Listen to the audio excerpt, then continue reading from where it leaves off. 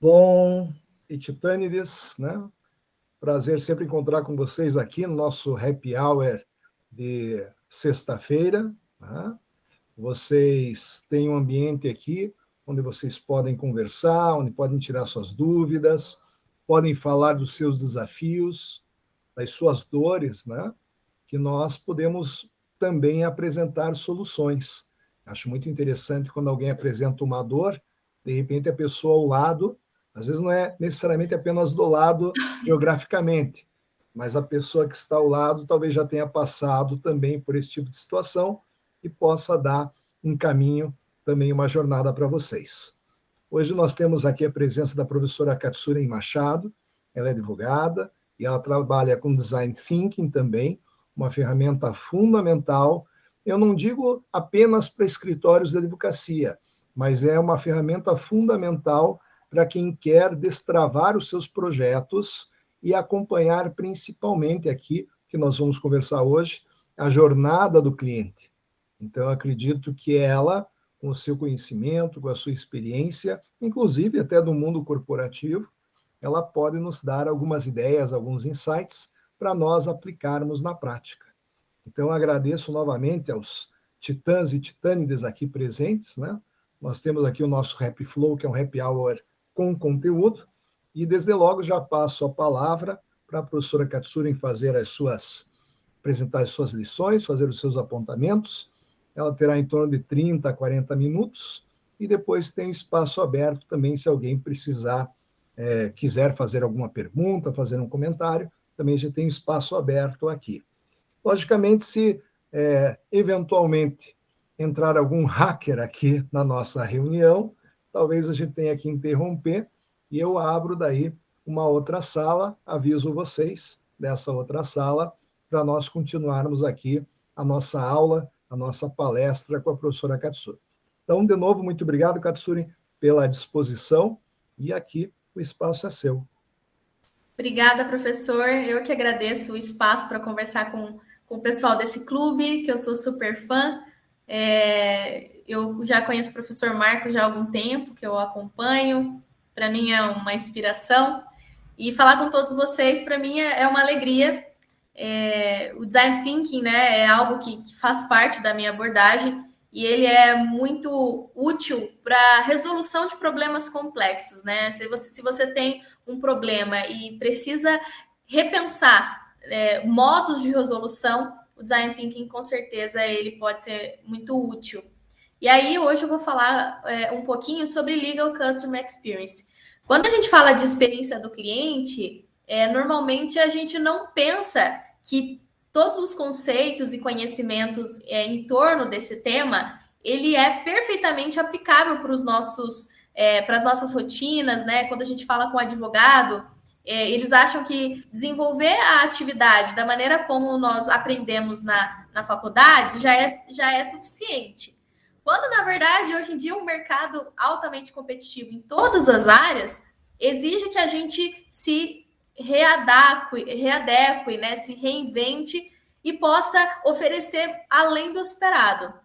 Hoje em dia, a gente precisa estar sempre atualizado, porque as necessidades vêm se alterando, as pessoas estão cada vez mais exigentes, e para que a gente possa, então, se manter relevantes e fidelizar essas pessoas, a gente precisa pensar na experiência, porque toda experiência, ela carrega emoções, e o aspecto emocional, ele é um componente muito importante. Quando a gente estuda um pouquinho de neurociência, a gente entende que 90% das nossas ações, elas se dão de forma automática, né? Tem o Antônio Damasio que fala isso, que 90% das nossas ações, elas nunca chegam à consciência. Ou seja, a gente está sempre no modo automático, o que significa que é importante que a gente desperte emoções positivas para que a gente consiga um pouco da atenção do nosso público. E aí eu vou compartilhar aqui a minha tela.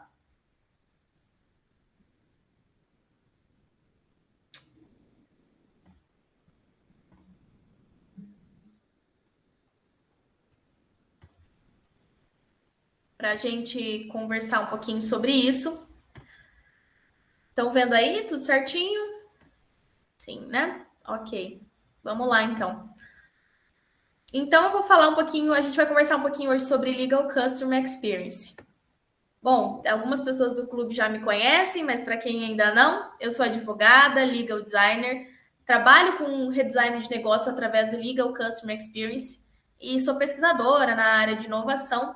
E o meu trabalho, ele integra o meu background jurídico, né, que eu tenho a formação em direito, mas também une outras áreas do conhecimento com o objetivo de resolver problemas e de construir uma comunicação eficaz. E aí, para a gente começar esse nosso papo, eu queria trazer esse gráfico aí para vocês, que traz uns números, assim, no mínimo impactantes. O que acontece na internet em apenas 1 minuto? Essa pesquisa traz dados desse ano, tá? Ela é super atual. Então, em apenas 1 minuto, são mais de 600 mil stories compartilhados no Instagram. São mais de 9 mil conexões feitas no LinkedIn. São mais de 5 mil downloads no TikTok. 69 milhões de mensagens enviadas pelo WhatsApp e Facebook Messenger. 28 mil assinantes estão assistindo Netflix. Bom, esses são apenas alguns números para vocês verem que a gente vive naquela era chamada da infoxication. Infoxication é um termo que surgiu lá na década de 90 pelo psicólogo britânico Dr. David Lewis. Ele trouxe esse conceito e lançou um livro que chamava Information Overload. Segundo ele, a gente vive uma era da síndrome da fadiga por informação. E o que isso significa? A gente tem que interagir com tantas informações diariamente que fica humanamente impossível que a gente consiga absorver, filtrar, processar e analisar todas essas informações. Então, como, tendo essa noção desse mar de complexidade, de incerteza e desse caos quando a gente fala de dados, né? Eu gostaria de que vocês pensassem, né, comigo, como que a gente pode entregar produtos e serviços para, além de atender uma necessidade, criar um encantamento. Porque como a gente conversou há uns minutos atrás, só oferecer um produto ou serviço não é mais suficiente. A gente tem pessoas o tempo inteiro oferecendo, talvez, serviços semelhantes, e como que a gente pode se conectar com essas pessoas para que a gente crie aí, então, uma comunidade, né? Eu acho que a gente só consegue isso através do desenho de experiências, seja em escritórios de advocacia, departamentos jurídicos, independente da área. A gente pode, então, desenhar essas soluções, integrando conhecimentos que a gente tem à mão, recursos, e que vai otimizar o nosso trabalho, que vai evitar que lá na frente a gente tenha problemas jurídicos. Então, por isso que é importante a gente que tem esse background jurídico, a gente pode conversar de uma maneira que a gente, além de desenhar uma experiência positiva, a gente ainda vai tentar prever, né, e evitar alguns problemas lá na frente. E como que a gente, nesse mar de incerteza e caos, como que a gente pode agir com isso, né? Aí eu gosto muito de trazer alguns princípios do manifesto ágil, do design thinking, da filosofia Lean, integrar aí alguns conceitos que a gente tem à nossa disposição. Em primeiro lugar, a gente precisa ser ágil e flexível, porque por mais que a gente crie todo um planejamento, as situações se alteram constantemente. Então, a gente precisa estar respondendo às mudanças e ser flexíveis para que a gente consiga estar sempre entregando valor. A gente precisa, além de resolver um problema, entregar valor e mostrar, comunicar, né, aquele valor, porque também não adianta a gente desenvolver uma solução que faz sentido para nós, mas que não faz sentido para o nosso cliente. E aí que é por isso que é importante a gente falar sobre sense making, que é extrair sentido das informações, conectando todas as partes envolvidas. Depois, a gente tendo consciência de todas essas informações de neurociência, de tecnologias, de tendências, né, de consumo, a gente precisa pensar em formas de otimizar isso. Como que a gente pode, então, entregar de maneira rápida, contínua evitando aí desperdício de recursos, seja quando a gente fala de recursos, a gente pode estar falando de pessoas, recursos financeiros, recursos de tempo, como que a gente pode otimizar tudo isso. E algo que também é extremamente importante é a gente perceber o implícito. Nem tudo que as pessoas dizem, elas fazem. E é por isso que a gente precisa observar. Pelo contrário, a maioria das coisas que as pessoas dizem, os seus comportamentos são totalmente contrários. Por isso que é muito importante, além da gente ouvir, claro, né, desenvolver a habilidade de uma escuta ativa, a gente também observar como que as pessoas interagem com as coisas, como que elas se comportam. Isso vai aumentar, né, as nossas chances de acertar. E como que a gente começa isso, né? Tudo bem, eu quero otimizar, eu quero aplicar o Legal Customer Experience no meu departamento, no meu escritório, na minha atuação profissional. Como que eu começo isso? Então, eu trouxe aqui 3 principais pontos. Em primeiro lugar, quando você tiver um problema para ser resolvido, você vai ter que observar o contexto. Onde você está atualmente? E aí, quando a gente fala de contexto atual, é que a gente fala do Customer Journey, ou então do Journey Mapping. Tem vários conceitos aí que significa basicamente você mapear como que acontece a experiência do seu público hoje. Como que você entrega os resultados hoje, quais são os processos e os fluxos, né, do seu trabalho. Para você ter clareza de onde eu quero chegar. Como que eu vou chegar lá? A partir do que eu tenho hoje. Depois, é muito importante que você observe o seu público. Muito mais do que supor, a gente precisa aprender a criar uma relação empática, onde a gente ouve, onde a gente entende, onde a gente faz uma imersão em cenários, em atmosferas, em ambientes que muitas vezes não é, né, do nosso convívio ali, não é comum para nós, porque se eu sou um advogado que atendo famílias, por exemplo, numa situação de vulnerabilidade, como que eu posso entregar valor para esse meu cliente e oferecer serviços que, além de atendê-lo, ainda supere as expectativas, proporcionando uma experiência positiva, se eu não entendo quais são os desafios que aquelas pessoas vivem? Elas vão lá no meu escritório, eu atendo elas da maneira que eu acho que é a melhor forma, mas eu não as conheço. Então, como que eu posso entregar algo assertivo e que vá de encontro com as expectativas dessas pessoas se eu não vou lá tentar investigar e ter esse interesse de descobrir quem é o meu público?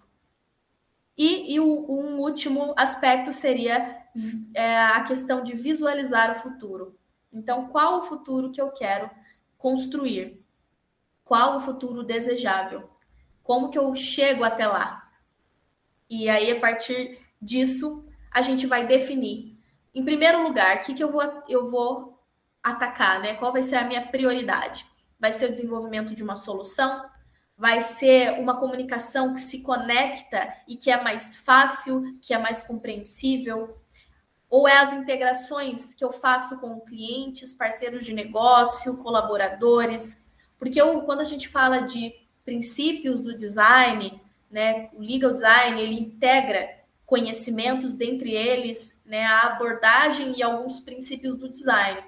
Então, como que o design ele é aplicável a muitos níveis. Eu posso aplicar os conhecimentos para desenvolver uma nova solução, eu posso aplicar alguns princípios para melhorar a minha comunicação e ir diminuindo as barreiras que a gente tem. E quando eu falo em comunicação, eu falo num aspecto muito amplo, tá? Não é só a comunicação da linguagem, o que também é muito importante. Quando a gente estuda linguística, a gente entende que a linguagem é algo muito complexo. Eu posso falar uma coisa e uma pessoa entender de uma forma e a outra entender de outra, estando todos no mesmo ambiente. Por quê? A linguagem ela vem carregada de vieses cognitivos. A linguagem tem aspectos que passeiam ali por aspectos sociais, culturais, cognitivos.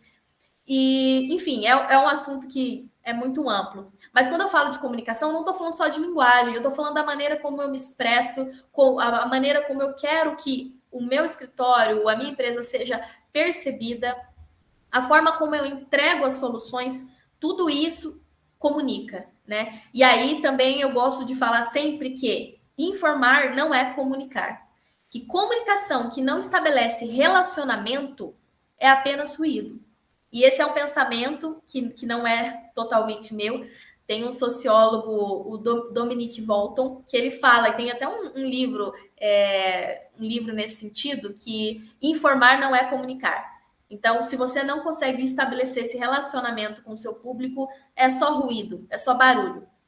Então, claro, todos esses aspectos, eles se interrelacionam, né? Eles se encontram em algum momento. Você desenvolve uma solução, você precisa comunicar. E você precisa pensar em como essa solução vai se integrar com os objetivos do seu negócio, com as pessoas ao qual você se direciona, com a sociedade, com a comunidade que você está inserido. Então, tudo isso, em algum momento, elas vão convergir para o mesmo ponto. Mas assim, quando você precisa começar por um ponto de partida, né? Quando você precisa estabelecer um ponto de partida, você precisa focar em uma delas. Não dá para atacar todas ao mesmo tempo. E por que é importante a gente falar sobre Legal Customer Experience, falar sobre Legal Design, falar sobre essas abordagens inovadoras e que focam no aspecto humano, né, na entrega de valor? Porque tem uma pesquisa, vou trazer um pouquinho de dados aí, porque eu sei que a gente do ramo jurídico gosta de lidar com dados concretos. Então, tem uma pesquisa da Zendesk desse ano que fala que as empresas, 63% das empresas, elas estão apostando na experiência como diferencial competitivo. Depois, tem uma outra pesquisa da McKinsey que fala que as empresas que aplicam o design em algum nível, né, como a gente estava conversando ali, talvez numa solução, na criação de um produto ou serviço, ou talvez na comunicação, ou talvez nos processos e fluxos internos, enfim. As empresas que aplicam o design em algum nível, elas crescem 2 vezes mais em relação às outras. E, finalmente, uma outra pesquisa da Octadesk traz que as empresas são 81% mais lucrativas quando elas focam no aspecto humano no desenvolvimento de soluções. Então, empresas que são customer-centric, elas são 81% mais lucrativas que a outra. Então, não estou falando que você não tem que pensar, né, nos aspectos de negócio. Claro que as nossas ideias elas precisam ser sustentáveis, mas quando você foca nas pessoas, você vai conseguir construir coisas que são mais assertivas e que, consequentemente, vai te trazer um maior retorno. Então, todo esse papo é para dizer que as pessoas estão mudando o mercado, não as tecnologias. Se você não entende de pessoas, você vai ficar de fora. Você não vai entender nada, porque são essas pessoas, é o seu público que vai determinar se você vai ter sucesso ou não, se você vai conseguir se manter relevante ou não. E a gente só consegue isso a partir do momento que a gente consegue criar vínculos, né, sólidos, transmitindo credibilidade, confiabilidade, transparência, tudo isso que a gente constrói a partir do momento que a gente coloca as pessoas no centro dos nossos desenvolvimentos de soluções. E aí, eu gosto de passar esses três passos, né, no desenvolvimento aí. Em primeiro lugar, ouça e aprenda. Não tente desenvolver qualquer coisa baseado em suposições próprias ou baseados em ideias e conceitos gerados internamente. Inclusive, o Tim Brown ele diz que se uma ideia, quando apresentada, ela encontra resistência, ela encontra algumas pessoas que trazendo contrapontos, essa é uma ideia que vale a pena você se dedicar um pouco. Porque aquela ideia que, de primeiro momento, todo mundo aceita, todo mundo acha legal, provavelmente ela não vai ser uma ideia que vai trazer de fato impacto, que ela vai de fato gerar valor. Então, num segundo momento, conecte as informações, os dados coletados e construa, então, um produto ou serviço, uma experiência que esteja alinhada com as expectativas dos clientes e também com os valores do seu negócio. E aí, a gente está falando de Business Experience, que é integrar os conceitos de Customer Experience com os valores e objetivos de negócio. Porque, né, como eu já mencionei, as ideias precisam ser sustentáveis. E depois disso, é muito importante mensurar. Será que realmente eu entreguei o valor que eu queria entregar? Será que essa ideia está fazendo sentido para as pessoas? E a partir desses feedbacks, a gente aprimorar. Precisamos sempre estar nesse ciclo iterativo de construção e desconstrução, porque as pessoas estão sempre mudando, né, a maneira como querem ter suas necessidades atendidas. Às vezes parece que a gente vive parece que assim a gente não tem tempo para nada, né? Porque a gente mal construiu alguma coisa e aí já tem alguém copiando ou entregando algo parecido, e aí fica aquela insegurança, poxa, o que será que eu faço para conseguir acompanhar tudo isso? Uma coisa que me conforta um pouco quando eu começo a ficar assim um pouco preocupada, com medo de não conseguir acompanhar todas essas transformações que acontecem, é algo que eu ouvi há um tempo atrás e ficou comigo, que a necessidade humana, ela não se altera. Passaram-se milhares de anos e o ser humano continua com necessidades de socialização, por exemplo, de alimentação. O que é que mudou, então? É a forma de atender essas necessidades. Então, você tendo isso muito claro de qual que é a dor do meu público, o que eles esperam, né? O que eles desejam, você vai só aprimorando a maneira de entregar isso, conforme as tendências, conforme as coisas vão acontecendo, né? O contexto pandêmico ensinou muito isso para a gente. A maneira como a gente agia há 3 anos atrás é totalmente diferente da maneira que a gente age hoje e interage com o nosso público, mas as necessidades são basicamente as mesmas. Então, construir impacto, né, envolve essa coragem de promover combinações improváveis. E essas combinações improváveis exigem que a gente esteja suscetível a correr riscos e a falhar nesse processo. Porém, dessas combinações improváveis, a gente pode descobrir aí receitas muito eficientes, que vão funcionar muito. E quando eu falo receitas, cada um tem a sua. Não tem como eu falar, olha, isso vai funcionar para todos, porque não existe, né? E aí eu também gosto muito de lembrar de uma frase do grande Marcos, que depois que eu ouvi, eu sempre mantenho comigo, né? Que o fracasso é uma etapa ali no processo de aprendizagem. Então, é importante que a gente esteja disponível e tenha coragem de fracassar, porque vai acontecer. Não tem como acertar sem ter alguns obstáculos ali no caminho. Mas aí é importante que a gente fale muitas vezes, né? E rápido para que a gente possa acertar ainda mais cedo. E essa frase do Jeff Bezos resume muito toda essa nossa conversa, né? Seja inflexível na visão, mas flexível nos detalhes. Então, tenha muita clareza do que você quer proporcionar, do que você quer comunicar. E aí, ao longo do percurso, você vai ajustando as estratégias, as ferramentas, os recursos que você vai utilizar.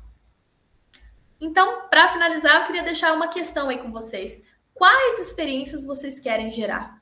O que vocês, quando a gente fala do escritório de fulano, quando a gente fala da empresa de ciclano, quais experiências, qual é o sentimento que vocês querem causar no público de vocês? Ter clareza disso vai direcioná-los para entregar soluções mais assertivas. Esse QR Code, vocês se conectam diretamente com o meu perfil do LinkedIn, caso alguém queira se conectar lá comigo, e a gente pode até continuar esse papo. E é isso, obrigada pela atenção, fico disponível aí para a gente bater um papo, conversar, se tiver alguma questão.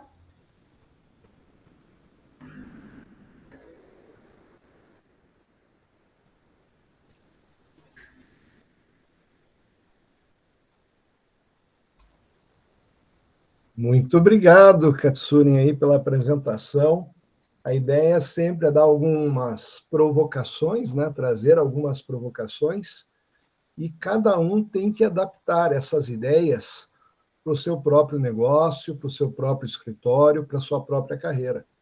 Então, são algumas cutucadas que são importantes para a gente analisar se aquilo que a gente está fazendo realmente está no caminho de ter todo o foco para o nosso cliente, para o nosso aluno, para o nosso seguidor, para o nosso fã.